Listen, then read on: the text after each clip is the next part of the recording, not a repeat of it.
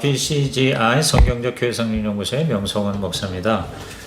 오늘은 우리 등덕교 원로 목사님이신 안태준 목사님 찾아뵙습니다. 목사님 안녕하세요.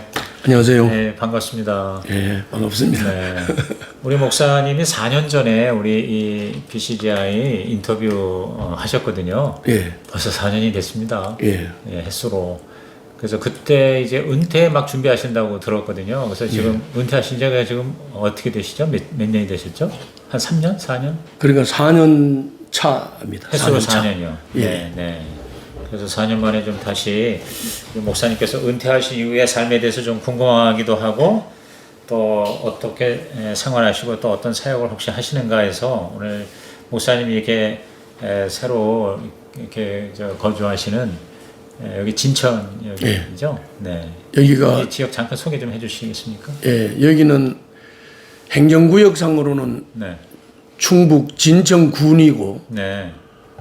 그리고 그 진천군 중에서도 엄성과 맞붙어 있는 그 변두리 지역에 네. 충청북도에서 혁신도시를 만들었습니다. 네. 그래서 여기가 충청북도 혁신도시고, 충북 혁신도시. 예. 네. 그리고 이게 스마트 도시고, 스마트 시티. 예. 예, 그리고 이제 그 국내의 관공서가 14개가 이쪽에 유치되어 있습니다. 아, 그래요. 네. 살기는 편리하고 좋은 곳입니다. 네. 아니 와서 보니까 뭐 정말 미니 신도시라고 해야 되나?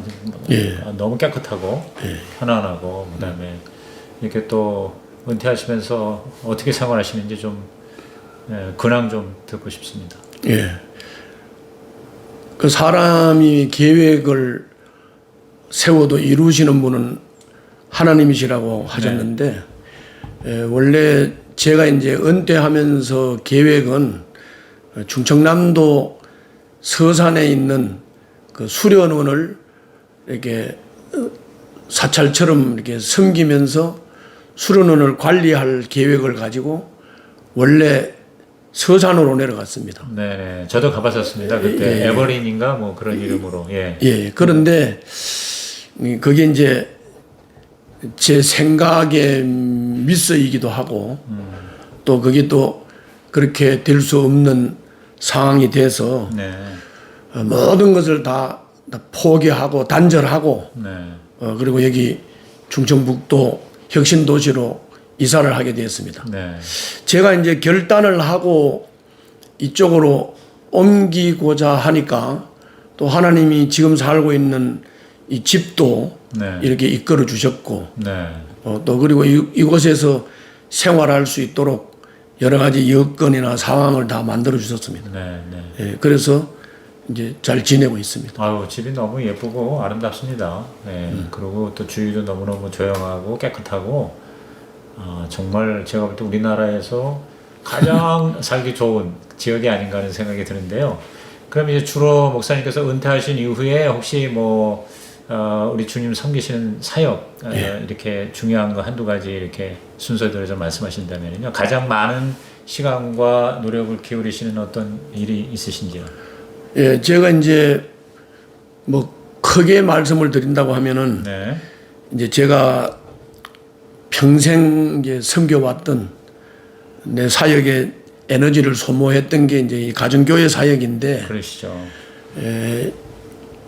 가정교회에서는 그 후배 목사님들을 이렇게 목회를 잘 하도록 세워주는 일, 네. 멘토링 하는 일을 하고 있습니다. 아, 후배 목사님들 멘토링이요? 네. 네. 어떤 식으로 하고 계신지요? 물론 여기는 뭐 제한이 있는 건 아니고, 네. 뭐 이렇게 큰 교회도 뭐 멘토링을 원하면 하고, 네. 또 이제 개척교회나 어려운 교회들도 원하면 하는데, 첫 해에는 이제 잘 자라고 성장한 교회가 2교회가 멘토링을 했고, 네. 또 한 교회는 개척교회였습니다. 네. 그리고 또 작년과 올해는 이제 개척교회를 2교회를 이렇게 멘토링을 했습니다. 아, 네. 그럼 멘토링을 구체적으로 예를 들어서 뭐 한 달에 한 번 혹은 뭐 이렇게 정해진 기회를 만나서 목사님을 그 교회를 찾아가시는 건가요? 아니면은 그 멘토링 받는 분들이 목사님을 찾아오시는 건가요?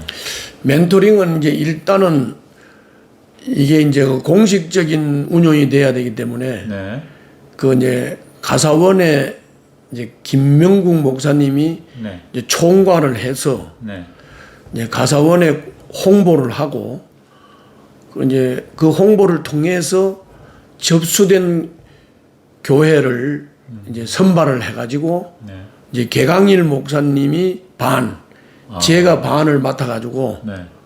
이제 한 달에 한 번은 줌으로 줌으로. 이제 이론, 네. 세축이나 내기둥에 대한 이론을 일단 줌으로 하고 그리고 이제 예를 들어서 뭐 목장에 대해서 줌으로 공부를 했으면 실천을 해보고 네. 그리고 이제 제가 직접 가서 그 목장 운영을 한 것이 잘 됐는지 점검도 하고 질문도 받고 그다음에 또 뭐 이제 삶 공부 그러면 또 줌으로 하고 또 실천해보고 또 제가 오게 하든지 가서 만나든지 네. 또 이제 가서 확인하고 점검하고 질문도 받고 네. 이렇게 하는 겁니다.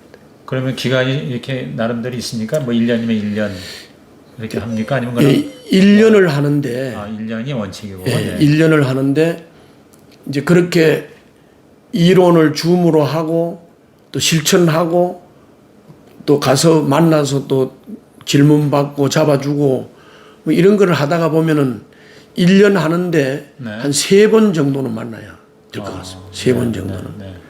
그리고 이제 이 멘토링을 시작하기 전에 그 개강일 목사님과 저와 김명국 목사님이 다 같이 모이는 1박을 해요.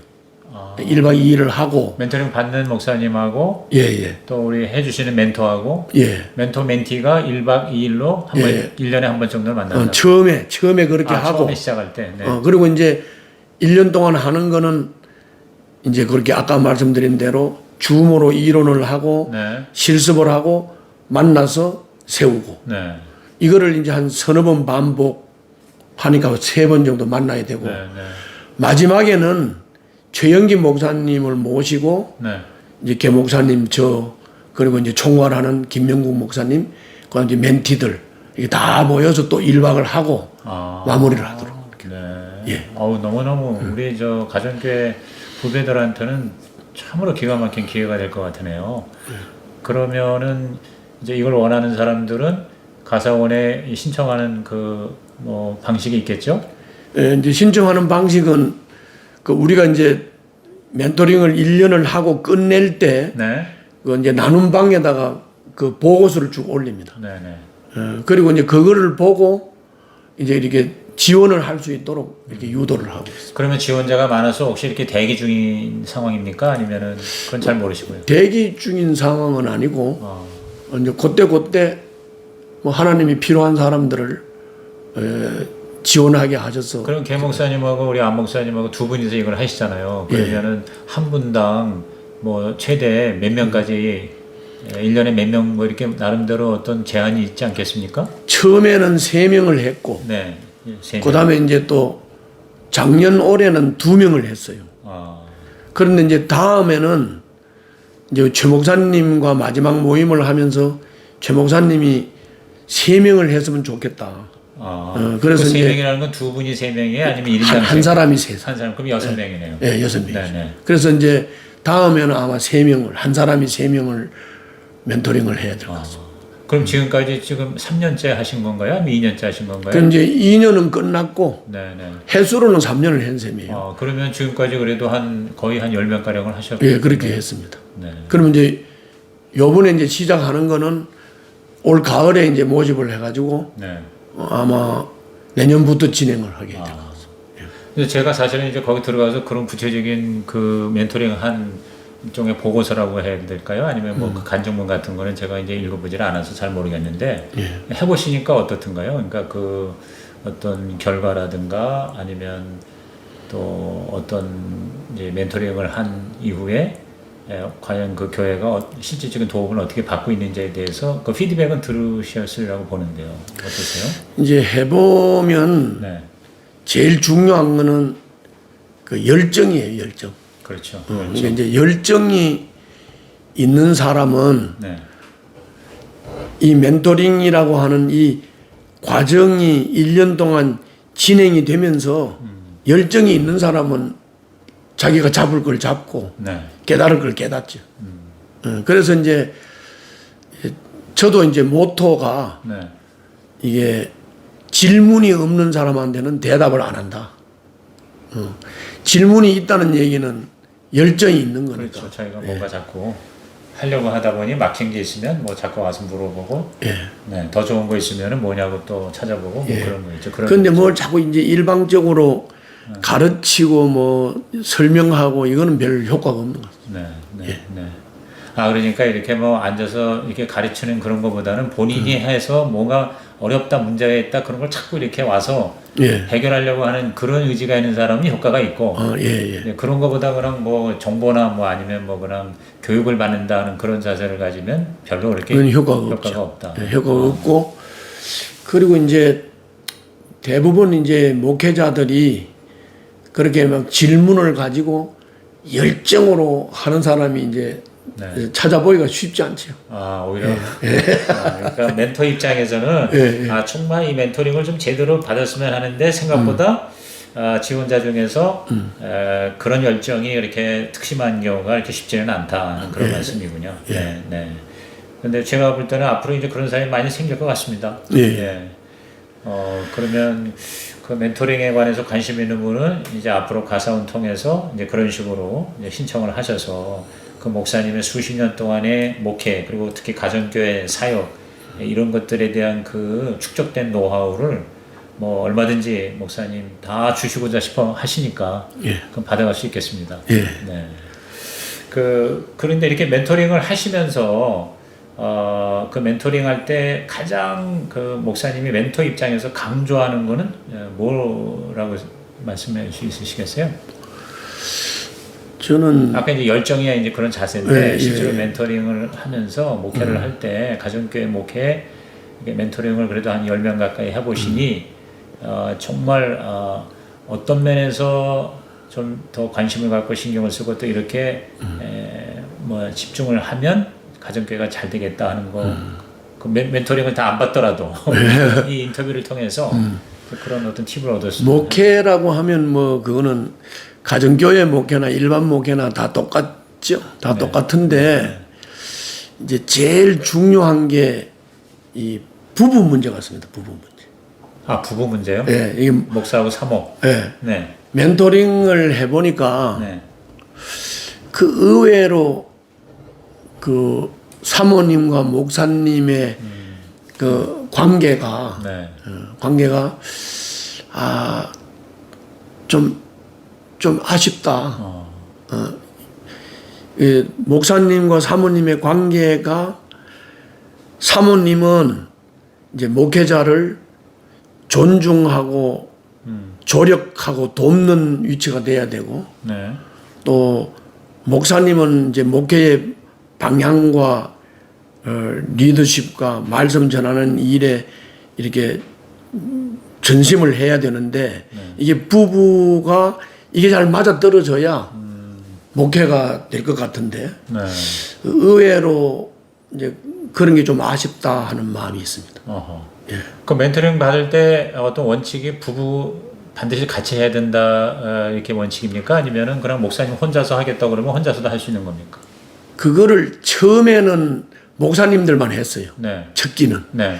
근데 이제 해보니까 그건 아니더라. 네, 같이 해야 되겠다. 네, 그래서 이제 부부가 같이 하기로 해서 요즘은 부부가 같이 멘토링을 하는데 이제 한 부부가 첫 모임에서 굉장히 여러 가지 어려운 문제를 노출이 됐는 문제가 노출이 됐는데 멘토링을 끝날 즈음에는 굉장히 이제 사모님 자리에서 이제 위치를 찾고 남편을 잘 내조하고 또 남편도 목사님도 사모님과의 관계를 바로 하고 그러면서 이제 목회를 좀 두 부부가 힘을 합해서 열심히 하겠다 이렇게 변화된 예도 있습니다. 예. 목회자 부부가 그것만 되면 사실은 교회는 일단 된다고 생각을 합니다. 그러니까 그 목사 부부가 이제 우선 이제 그 사역도 사역이지만 부부 관계가 좀 이렇게 성경적으로 제대로 돼야 된다는 말씀이기도 그렇죠. 하고 그다음에 또 목회라고 하는 그 사역에서도 그것이 이제 잘 서로 이렇게 협력이 돼야 된다는 거 뭐 두 가지 다 의미가 있으시겠네요. 예, 그렇죠. 네, 네. 그럼 좀 멘토링 할 때 목사님 혼자서요, 아니면 사모님도 같이? 사모님이 꼭 같이 합니다.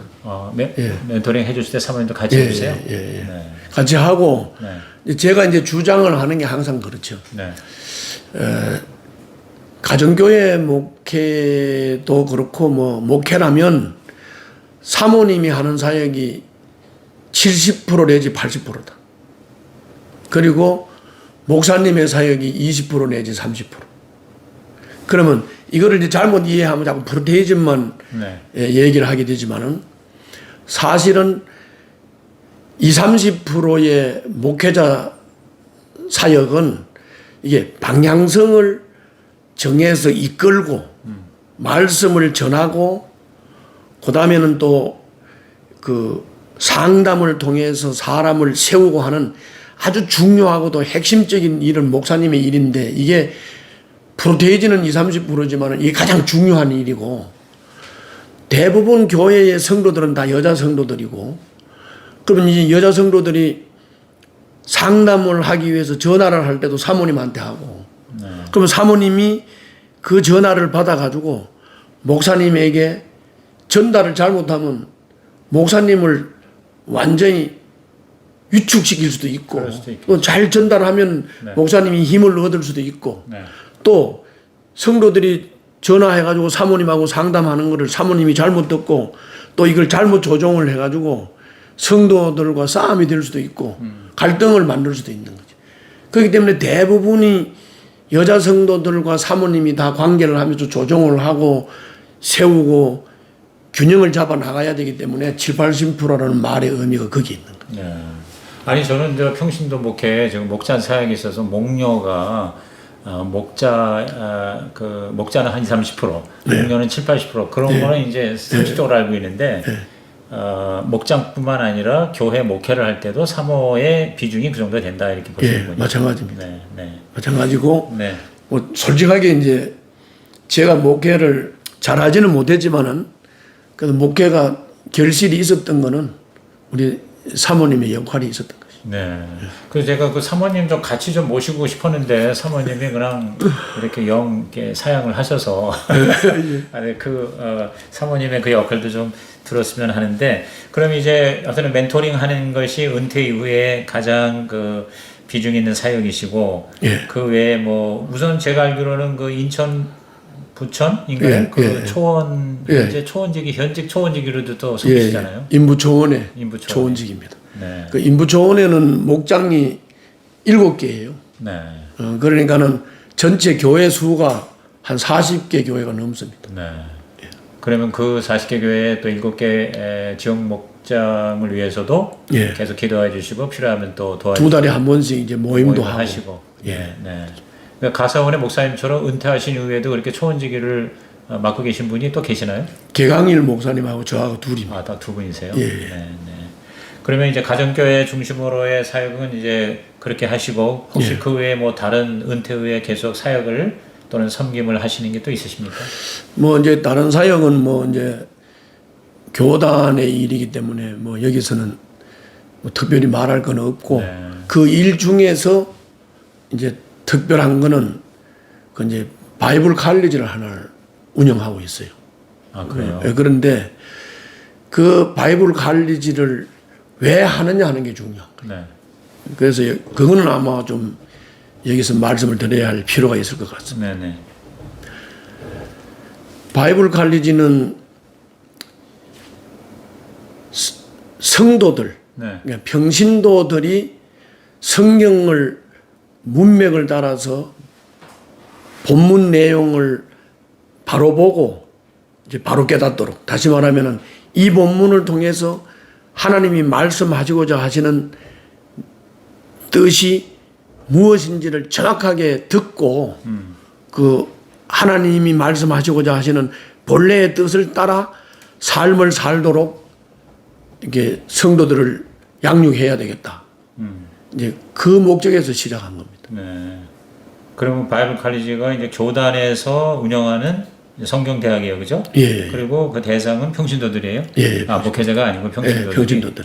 아, 평신도들이 여기 와서 이제 등록을 해서 예. 성경, 우리 옛날에 4년 전에 제가 기억하기로는 목사님이 그 PBS라고 퍼스널 바이블 스타디인가요? 예. 예, 그 성경, 그거 말씀하시는 건가요, 지금? 그걸 가르치신다는 건가요? 이제 그 내용을 평신도들이 할 수 있도록 가르치는 거죠. 네네. 그러니까 목사님 혼자 하시는 건 아니시나요? 예, 예. 네, 다른 또 다른 그 목사님들도 동역자들이 강사로, 있습니다. 예, 예. 그렇게 하시고. 예.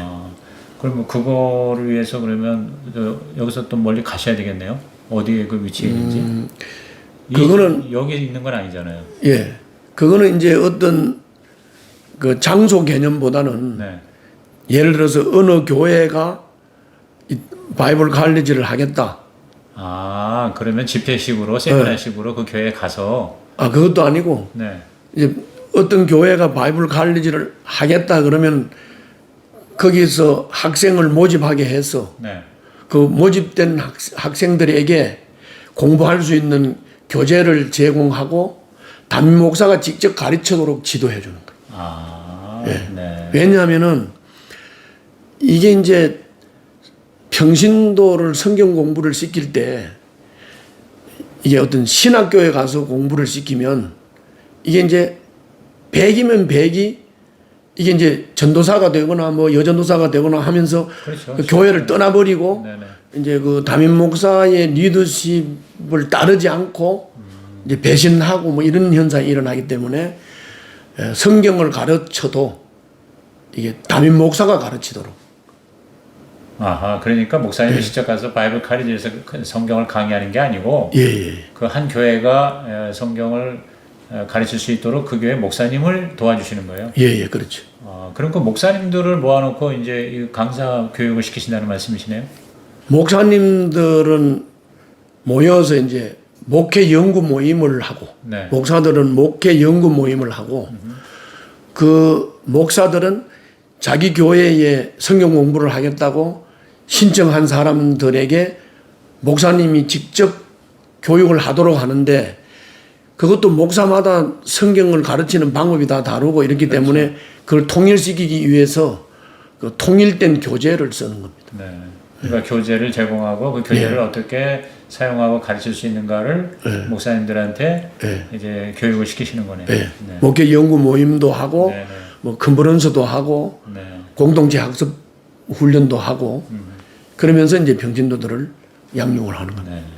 아유, 뭐 그것도 또 신경 쓰시려면 뭐 은퇴 이후에도 많이 바쁘시겠어요. 제가 알기로는 또 이 지역에 이쪽으로 이사 오시면서 여기서 또 목장을 집에서 목사님께서 하시면서 교회를 또 개척을 하시고 또 최근에 그 개척한 교회를 또 젊은 후배 목사님한테 이렇게 넘겨주셨다고 그러는데 그거 좀 말씀해 주시죠. 어떤 제가 여기 지금 정착하고 있는 요 집에서 네.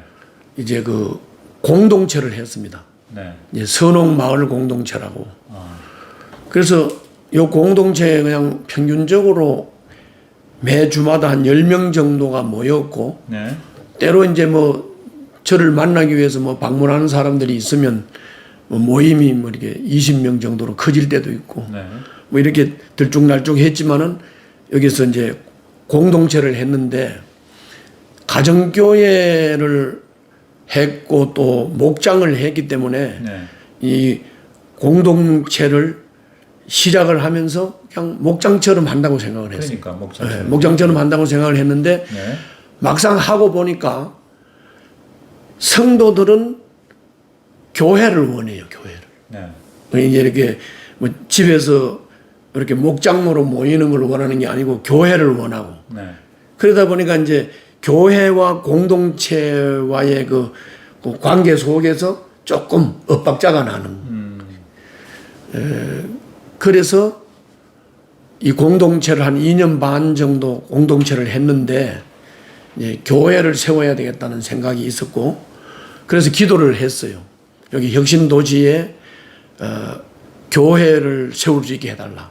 그렇게 기도를 했는데 마침 작년도 봄 컨퍼런스에서 목사님 한 부부를 만나게 되고 이제 그분과 이렇게 교제를 하면서 이 혁신도시의 교회를 이제 개척하기로 이렇게 서로 마음이 합해져서 그래서 이제 여기서 교회를 한마음 교회라고 교회를 개척을 하고 네. 우리 공동체를 한마음 교회에다가 이게 인계를 했습니다.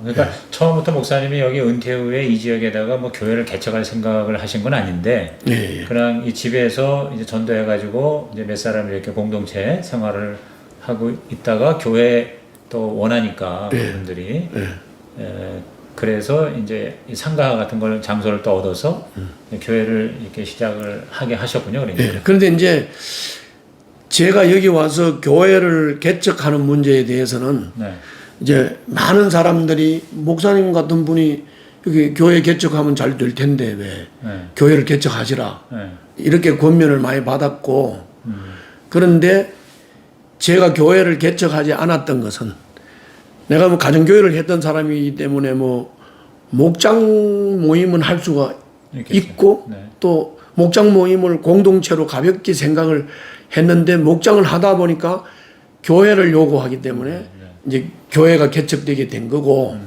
내가 개척하지 않았던 이유는 내가 지금 목회했던 등대교회를 정말 하나님이 원하시는 성경적인 교회다운 교회를 만들어서 세워서 이 교회를 깔끔하게 후임자에게 인수인계를 하는데 너무 많은 그 어려움이 있었고 또 그게 그렇게 쉬운 일이 아니기 때문에 내가 여기서 또 교회를 하나 개척한다. 그러면 또 그 교회를 개척해가지고 또 후임자 세워서 이 교회를 넘긴다. 그게 이제 저한테는 굉장히 그렇게 쉽게 결단할 문제가 아니었어요. 그래서 교회 개척을 안 한 거예요. 아니 뭐 교회 개척을 한다면 이제 진정한 또 은퇴라고 또 볼 수가 없는 상황이니까. 그러니까 뭐 예를 들어서 도와주면서 이제 이렇게 또 어디 뭐 교회 또 이제 여기 또 지역적으로 다시 등적에 출석하는 수도 없는 것이고 하다 보면 주일날에 이제 하나님께 예배드리다 보니까 공동체를 했고 그 다음에 이제 그 공동체에 있는 식구들이 또 교회를 원하니까 그럼 정식으로 교회를 하되 내가 교회를 맡을 수는 없고 또 맡을 마음도 없고 대신 이제 새로 개척하려고 하는 사람한테 잘 넘겨주셨다 이제 그런 말씀이시네요. 그래서 이제 하나님이 원하시는 성경적인 교회를 세워서 그 교회를 잘 인계하는 거. 그게 쉬운 일이 아니기 때문에. 근데 너무 잘하셨네요. 그럼 목사님이 주일날은 특별한 일이 없으면 그 교회 가서 예배드리세요? 이제 주일날만 그 교회 나가서 예배드리. 그 새로 맡은 목사님은 이제 예배 그분이 담임을 다 하고. 담임하시고. 그럼 이제 그분을 또 이제 뭐 이렇게 개인적으로 도와주시는 것도 있으시겠네요. 그래서 이제 그거를 교인들 앞에서 공식적으로 내가 목사라고 뭐 지도하고 이렇게 하면 리더십이 이원화가 되기 때문에 리더십이 세워질 수가 없기 때문에 이제 몰래 이제 월요일 날 이제 이렇게 카페에서 그 목사님하고 제가 만나서 이제 뭐 설교하는 법, 성경 연구하는 법, 뭐 이런 것들을 또 목회의 전반적인 것들을 이렇게 질문하고 대답도 하고 이렇게 해주고 있어요. 그분은 정말 웬 복입니까? 이렇게 다 2, 3년 동안 닦아놓은 자리에 교회 그게 얼마 안 됐다고 제가 들었는데 얼마 됐어요? 지금 이제 한 달 반 됐어요. 한 달 반밖에 안 됐네요. 그러니까 이제 목사님께서 은퇴한 후에 너무 보람된 일 또 하나 하셨네. 이 지역에 사시면서 또 그 물론 가정교회겠죠, 그죠? 그러니까 가정교회로 하나 교회를 개척을 한 셈이나 다름없고 그러나 목회는 또 이제 후배 젊은 목사님 또 네 분이 모셔서 하시게 되고 하여튼 참 은퇴 이후에 너무 아름답고 귀한 멋진 그런 사역의 모습을 보여주셔서 너무 감사하고요. 마지막으로 이제 목사님이 이제 은퇴한 지 지금 4년 차가 되시면서 또 이런저런 이제 지금 말씀하신 내용 사역을 들어보면서 이제 이 가정교회도 1세대가 이제 이렇게 2세대로 넘어가면서 은퇴하는 목회자들이 많이 생기고 있지 않습니까? 또 은퇴를 앞으로 한 2, 3년이고 앞둔 그런 또 목회자들도 많이 있을 터인데 우리 그런 분들한테 목사님께서 이렇게 한번 은퇴를 하신 지 한 3, 4년 지나고 나면서 은퇴를 잘 준비하는 법 혹시 그 팁이 있다면 마지막으로 그거 좀 한두 가지 말씀해 주시면 도움이 될 것 같습니다. 뭐 어떤 사람들은 성경적으로 은퇴라는 것은 성경적이 아니다. 뭐 이렇게 말하는 사람들도 있고. 네. 그런데 이제 제가 보니까 나이가 70이 넘어가면 그게 이제 교회가 젊은 교회로 왕성한 생명력이 있는 교회로 교회가 발전을 하려면 좀 나이가 든 사람들이 이렇게 좀 물러나서 젊은 사람들이 전면에서 사역을 하게 하는 것은 그건 바람직하다고 생각을 해요. 그렇죠. 그래서 이제 은퇴는 해야 되는 건데 네네. 은퇴를 할 때 이렇게 은퇴를 내가 할 시기가 되기 전까지는 네. 자꾸 은퇴 얘기를 하면서 네. 그 은퇴 분위기에 자꾸 빠져들어가는 이런 목회자들이 있어요. 젊은 목회자들이. 나이가 한 뭐 50대 뭐 후반 정도만 되면 그 은퇴 얘기가 계속 또 모임은 하고 이런 거 안 했으면 좋겠다. 이런 거 안 했으면 좋겠다. 그게 목회도 망치고 또 이제 목회자 정신도 희미해지고 그러니까 그거는 안 했으면 좋겠어요. 안 했으면 좋겠고 목회를 하는 동안에는 생명 걸고 해야 된다.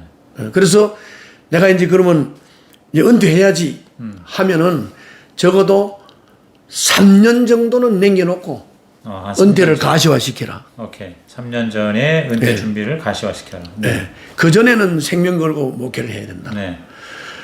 이제 은퇴가 가시화를 시킬 때는 은퇴를 가시화를 시킬 때는 적어도 목회자가 자기 교회 형편은 자기가 설립한 교회고 자기가 목회한 교회이기 때문에 자기 교회 형편은 자기가 잘 알아요.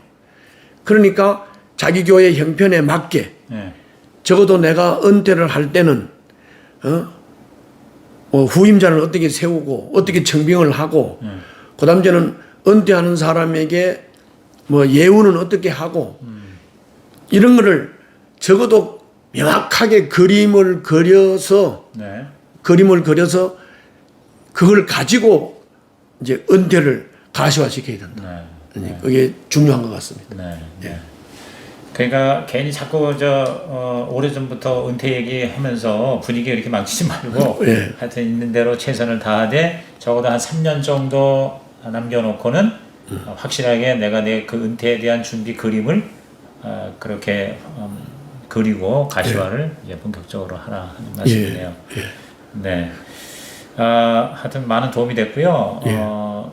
이렇게 참 목사님께서 개척하시고 은퇴하신 그 목회 등대교회 그 목회 연한이 아마 한 거의 40년 가까이 되지 않습니까? 36년 했어요. 36년 하셨고요. 그리고 가정교회로 은퇴하신 거는 가정교회 20년.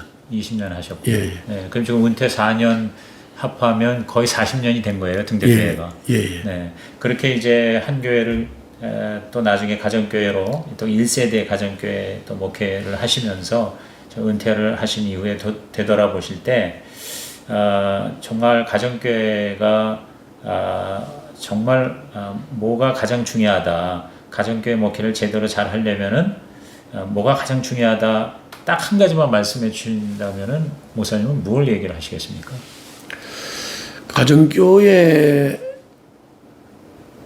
가정교회는 뭐 꼭 가정교회라고 하는 이름을 가지고 가정교회 하니까 뭐 그렇지만은 사실은 가정교회가 한마디로 말해서 그냥 목회의 그 총체적인 모습이라고 봐야 될 겁니다. 왜냐하면은 뭐 가정교회라고 하는 게 따로 있는 게 아니고 성경대로 하면 바로 그게 가정교회죠. 그래서 자꾸 뭐 가정교회를 자꾸 말을 하면서 가정교회를 자꾸 뭐 우상이라고 해야 되나? 그건 아닌 것 같다. 성경대로 하는 거다. 무슨 말인지. 그러니까 4년 전에 목사님 인터뷰할 때 제가 기억하는 거는 가정교회는 성경대로 하는 교회다. 그러려면 목사부터가 성경을 제대로 알아야 된다. 그리고 또 리더십의 중요성을 얘기하신 것 같아요. 목사님이 그 가정교회를 전환할 때 목사님이 원래 가졌던 리더십을 바꾸는 거 그것이 사실은 가장 큰 일이었고 그 다음에 세 번째는 제가 기억하기로 목자 목녀하고 얼마나 진짜 하나가 되는가 얼마나 정말 밀접하게 같이 진짜 먹고 같이 자고 하던 그런 예수님의 그 제자 양육처럼 한 가족이 되고 한 식구가 된다 그렇게 말씀하시는 걸 기억하는데 지금 딱 한 가지를 든다면 가정교회라고 해서 뭐 특별한 것이 아니고 말 그대로 성경적인 신약교회니까 성경대로 하는 목회가 가정교회다. 뭐 브랜드라든가 아니면 그냥 뭐 여러 개 중에 하나가 아니고 바로 그게 목회다.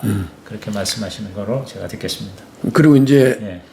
그 은퇴를 해가지고 네. 이제 일선에서 물러나서 밖에서 이제 이렇게 목회를 들여다보는 거죠. 그렇죠. 또 다른 관점. 이래서 은퇴를 해서 이제 이렇게 목회를 들여다볼 때 뭐 이걸 후회라고 해야 되나 좀 아쉽다고 생각해야 되나. 네네. 그거는 이제 제가 성격상 또 내가 자라온 과정상 네. 나는 이제 군의 지휘관이고 그러다 보니까 이게 이제 지시하고 명령하고 뭐 이런 거는 익숙하지만은 그 성도들하고 같이 막 삶을 호흡하고 네네. 서로 속마음을 주고받고 하는 이런 아주 친밀한 인간관계 그걸 못했거든요 저는. 네. 이제 못했는데 그게 좀 아쉬워요. 후회스럽고. 그러면 지금도 여기 은퇴해가지고 여기 와 이렇게 있어도 사실은 저한테는 전화 오는 사람도 없어요. 그런데 이제 우리 집사람한테는 전화도 오고 뭐 전화하면 뭐 웃고 막 그런단 말이지. 네. 아, 그래. 나도 저렇게 좀 친하게 지냈어야 되는데 결국은 목회가 친하게 지내는 건데 네. 이제 그거를 못했던 게 아쉽기도 하고 네. 후회스럽기도 하고 뭐 그렇습니다. 목회는 친하게 지내는 게 목회다. 근데 사실은 목사님이 너무 목회를 참 잘하셨죠. 그러니까 가족들 이전에도 그렇고, 그 다음에 이후에도 그렇고, 또 교단적으로도 그렇고, 또 교회도 굉장히 규모가 있는 교회고, 그리고 사실 얼마 전에 제가 그 등대교회 가서 목연수 우리 목자 목녀들 보내면서 참여했는데, 그때도 이제 목사님 또 거기 섬기시고 하는 그런 모습을 볼 때 정말 아름다운 그런 목회의 열매를 남기신 건데 이렇게 겸손하게 말씀하셨는데 하여튼 오늘 말씀 중에 굉장히 그 피가 되고 살이 되는 말씀 여러 가지 듣게 됐습니다. 아무쪼록 더 건강하시고요. 예. 네, 계속해서 후배들 많이 도와주시고 또 정말 이 가정교회가 신약교회가 더 이렇게 일어날 수 있는 그런 어르신으로 계속 그렇게 도와주시면 정말 귀하고 또 가치 있는 삶이 되실 것 같습니다. 감사합니다. 고맙습니다. 예, 네. 감사합니다.